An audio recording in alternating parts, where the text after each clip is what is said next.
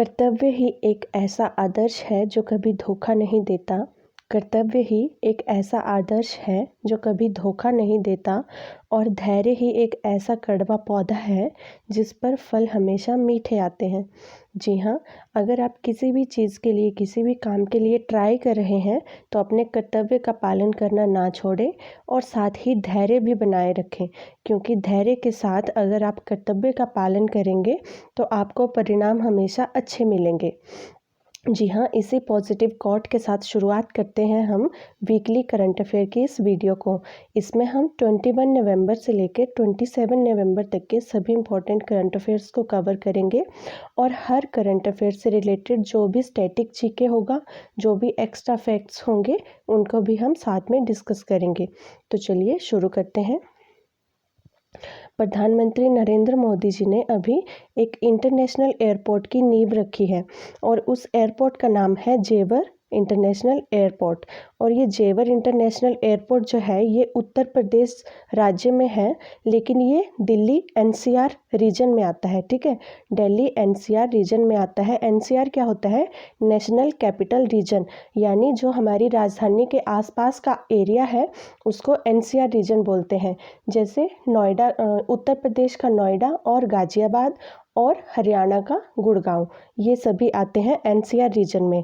तो ये जो जेवर इंटरनेशनल एयरपोर्ट होगा ये भी एनसीआर रीजन में आएगा, लेकिन होगा ये उत्तर प्रदेश राज्य में। तो इसको इनॉग्रेशन कर दिया है मोदी जी ने।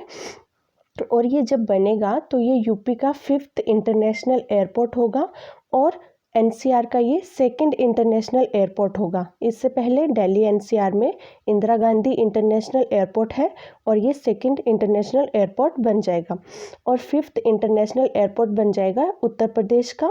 और उत्तर प्रदेश इसके बनने के साथ इंडिया का ऐसा स्टेट बन जाएगा जिसमें सबसे ज़्यादा नंबर ऑफ इंटरनेशनल एयरपोर्ट हो जाएंगे। तो बात करें तो ये ऑपरेशनल हो जाएगा मोस्ट प्रोबेबली सितंबर 2024 में। नेक्स्ट न्यूज़ है शेख सबाह अल खलीद अल हमाद अल सबाह, ये बन गए हैं अब प्राइम मिनिस्टर कुवैत के। तो ये जो हैं ये कुवैत की एक रॉयल फैमिली के प्रिंस थे और अब ये वहाँ के ऑफिशियल प्राइम मिनिस्टर बन गए हैं। तो अब कुवैत के बारे में स्टैटिक जीके देख लेते हैं। कुवैत की कैपिटल है कुवैत सिटी और कुवैत की करेंसी है दिनार। नेक्स्ट न्यूज़ है अभी संविधान दिवस मनाया गया है 26 नवंबर को। तो आप सभी जानते ही होंगे कि 26 नवंबर को हमारा जो संविधान है, हमारा कॉन्स्टिट्यूशन है, ये बनकर तैयार हो गया था 26 नवंबर 1949 को। लेकिन इसको एनफोर्स किया यानी इसको लागू किया गया था 26 जनवरी 1950 को। तो 26 जनवरी 1950 को जब लागू किया गया तो उस दिन मनाया गया रिपब्लिक डे यानी गणतंत्र दिवस। लेकिन जब ये बनकर तैयार हुआ यानी 26 नवंबर 1949 को, तो उस दिन को मनाया जाने लगा संविधान दिवस के रूप में, यानी इंडियन कॉन्स्टिट्यूशन डे के रूप में। तो अगर इंडियन कॉन्स्टिट्यूशन की बात करें तो ये पूरे वर्ल्ड का सबसे बड़ा लिखित संविधान है। और संविधान के रचयिता कौन है, किसने लिखा है संविधान को? तो ये लिखा है डॉक्टर BR अम्बेडकर जी ने। नेक्स्ट न्यूज़ है अभी प्रधानमंत्री गरीब कल्याण योजना उसका 5th फेज़ को शुरू कर दिया है, यानी इसको एक्सटेंड कर दिया है अनदर 4 मंथ्स के लिए। तो ये जो प्रधानमंत्री गरीब कल्याण योजना है ये पहले से ही आई हुई थी, जब लॉकडाउन था उस टाइम पर ये योजना आई हुई थी और अब इसके 4 फेजेस पहले ही आ चुके थे। अब इसका 5th फेज़ के लिए इसको एक्सटेंड कर दिया है, जो कि अनदर 4 महीनों के लिए चलेगा।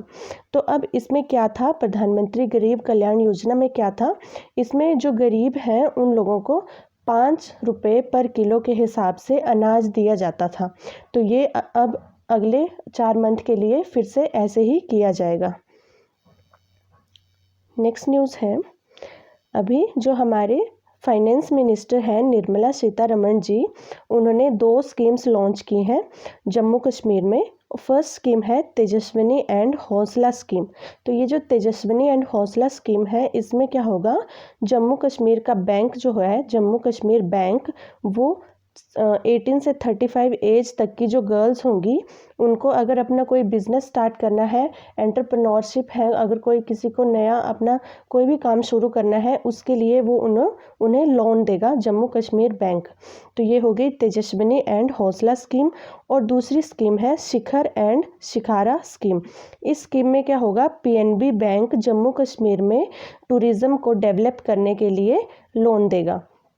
तो ये दो स्कीम्स हो गई जम्मू कश्मीर की। तो अब जम्मू कश्मीर के बारे में स्टैटिक जीके देख लेते हैं। जम्मू कश्मीर एक यूनियन टेरिटरी है, तो यहाँ की कैपिटल है श्रीनगर। और क्योंकि ये यूनियन टेरिटरी है तो यहाँ पर है लेफ्टिनेंट गवर्नर। अगर ये स्टेट होता तो यहाँ पर होने थे चीफ मिनिस्टर, लेकिन ये यूनियन टेरिटरी है तो यहाँ पर है लेफ्टिनेंट गवर्नर। और यहाँ के लेफ्टिनेंट गवर्नर है मनोज सिन्हा जी। नेक्स्ट न्यूज़ है एक्सटर्नल अफेयर मिनिस्टर जो है हमारे यानी विदेश मंत्री एस जयशंकर, वो SCO मीटिंग होने जा रही है 20th, जो कि 20th एडिशन है इस टाइम, उसमें इंडिया को रिप्रेजेंट करेंगे। तो ये मीटिंग होगी कजाकिस्तान के नूर सुल्तान में, और इसमें रीजनल इश्यूज़ को और इकोनॉमिक एजेंडा को डिस्कस किया जाएगा। तो इस मीटिंग में इंडिया की तरफ से पार्ट लेंगे एस जयशंकर। अब SCO की बात करें तो SCO का मतलब है संघाई कॉरपोरेशन एंड ऑर्गेनाइजेशन। तो इसकी स्थापना हुई थी 2001 में। और इसकी जो मेंबर कंट्रीज़ हैं उनको भी देख लेते हैं। इसकी मेंबर कंट्रीज़ हैं Russia, China, Kyrgyz Republic, Kazakhstan, Tajikistan, Uzbekistan, India और पाकिस्तान। नेक्स्ट न्यूज़ है जो CBI के स्पेशल डायरेक्टर हैं प्रवीण सिन्हा जी, उनको अब इंटरपोल के लिए एशिया की तरफ से डेलीगेट इलेक्ट किया गया है। ठीक है, इंटरपोल जो कि एक इंटरनेशनल पुलिस ऑर्गेनाइजेशन है, इसमें 195 जो कंट्रीज़ हैं वो इसकी मेंबर स्टेट्स हैं। तो इसमें क्या होता है, जो डिफरेंट अलग अलग देशों की जो पुलिस हैं उनमें आपस में कनेक्शन बनाने के लिए, ताकि वर्ल्ड में एक सेफ माहौल तैयार किया जा सके, उसके लिए ये इंटरपोल का स्थापना की गई थी। तो इंटरपोल में क्या हुआ, एशिया की तरफ से 4 देशों ने पार्ट लिया इलेक्शन में कि एशिया की तरफ से कौन डेलीगेट होगा, कौन सा देश प्रतिनिधित्व करेगा। तो ये 4 देश थे चाइना, सिंगापुर, कोरिया और जॉर्डन। तो इन चारों देशों, और 5वां था इंडिया। तो इंडिया इसमें इलेक्ट हुआ है, और ये इलेक्शन हुए थे अभी टर्की के इस्तांबुल में। तो अभी इंडिया इसमें इलेक्ट हुआ है जो एशिया की तरफ से रिप्रेजेंट करेगा इंटरपोल को। नेक्स्ट न्यूज़ है, अब बात कर लेते हैं इंटरपोल के बारे में भी थोड़ी सी। तो इंटरपोल की फाउंडेशन हुई थी 1923 में, और इंटरपोल का हेडक्वार्टर है लायोन, फ्रांस में। नेक्स्ट न्यूज़ है, अभी ट्राइलेटरल एक्सरसाइज हुई है। ट्राइलेटरल यानी 3 कंट्रीज इसमें पार्ट लेंगी। ठीक है, एक्सरसाइज यानी युद्धाभ्यास हुआ है। तो ये ट्राइलेटरल कंट्रीज़ हैं मालदीव्स, इंडिया और श्रीलंका। और इस एक्सरसाइज का नाम दिया गया है दोस्ती। और ये एक्सरसाइज हुई है नेवीज़ के बीच में, इन डिफरेंट कंट्रीज़ की नेवीज़ के बीच में। और ये हुई है इंडियन ओशियन वाले रीजन में, क्योंकि इंडियन ओशियन वाले रीजन में एक पीसफुल माहौल बनाने के लिए इन कंट्रीज़ ने ये एक्सरसाइज की है। हाँ, आप सभी लोग जानते हैं कि चाइना का दबदबा धीरे धीरे इंडियन ओशियन में भी बढ़ता जा रहा है।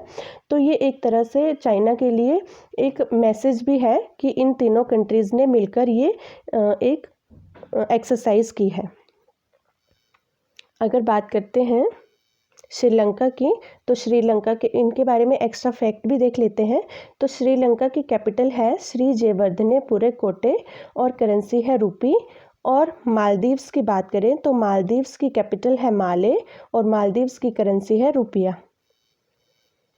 नेक्स्ट न्यूज़ है, मध्य प्रदेश का जो पाताल पानी रेलवे स्टेशन था उसका नाम अब चेंज करके रख दिया है तांत्या भील रेलवे स्टेशन।